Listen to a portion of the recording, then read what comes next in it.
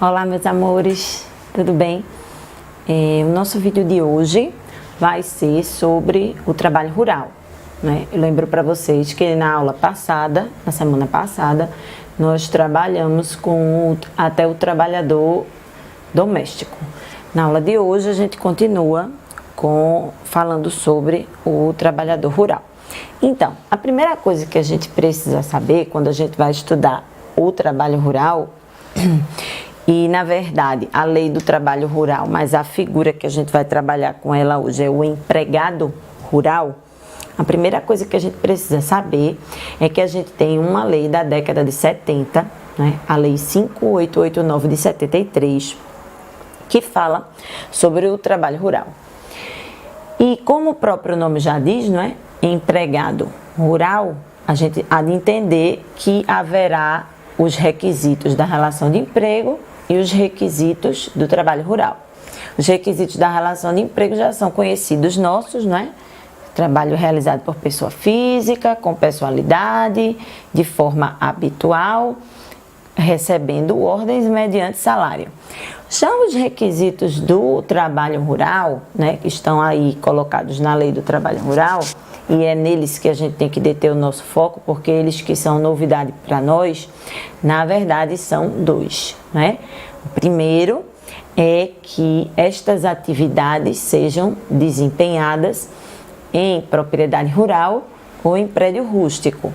E o segundo é que a vinculação do trabalhador rural tem que ser a um empregador rural. Gente, na verdade, o requisito mais importante é este, segundo, né? Porque quando a gente vai observar, de fato, o trabalho rural, o que caracteriza ele é a vinculação do trabalhador a um empregador que seja considerado rural.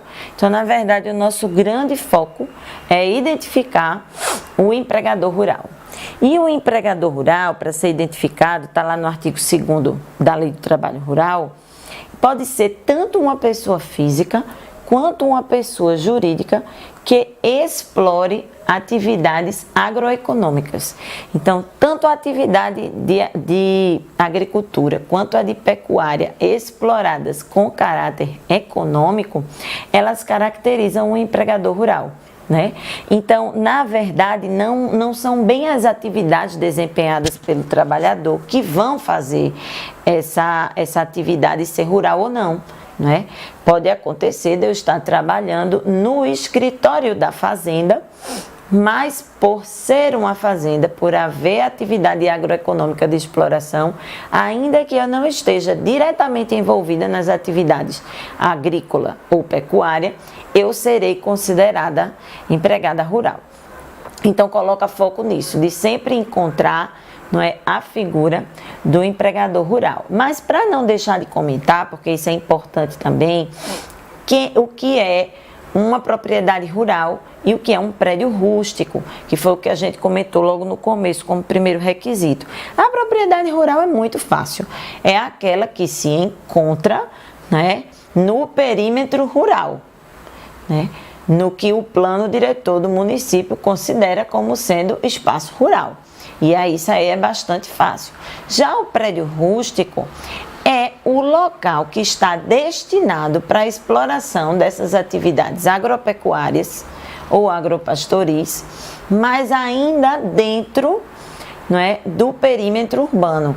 Então, observem que dentro do perímetro urbano a gente vai poder ter atividade rural acontecendo, não é? Que a própria lei do trabalho rural ela permite isso. Notem bem que a Constituição Federal, no artigo 7º, logo no caput, quando ela vai dizer que são direitos dos trabalhadores urbanos e rurais, sem o prejuízo de outros que venham a melhorar a sua situação, eles equiparam, né? A Constituição Federal equipara os trabalhadores urbanos e rurais em direitos.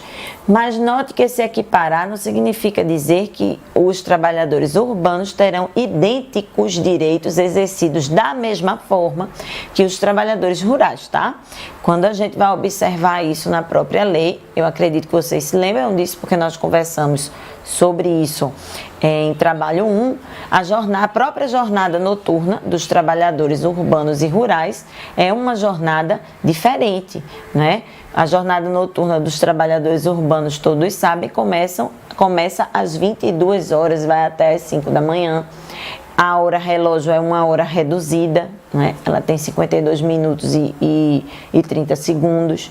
Né? E a gente sabe também que o adicional é de 20%. Quando a gente vai para o trabalho rural, isso já não é a mesma coisa. Primeiro que vai depender se é agricultura ou se é pecuária. Segundo, que a hora não é reduzida, é hora relógio. Então, uma hora noturna rural, ela vale 60 minutos e o adicional é 25%. Então, vocês observem que a hora noturna no campo, se é na agricultura, ela vai das 22 às 5 da manhã, né?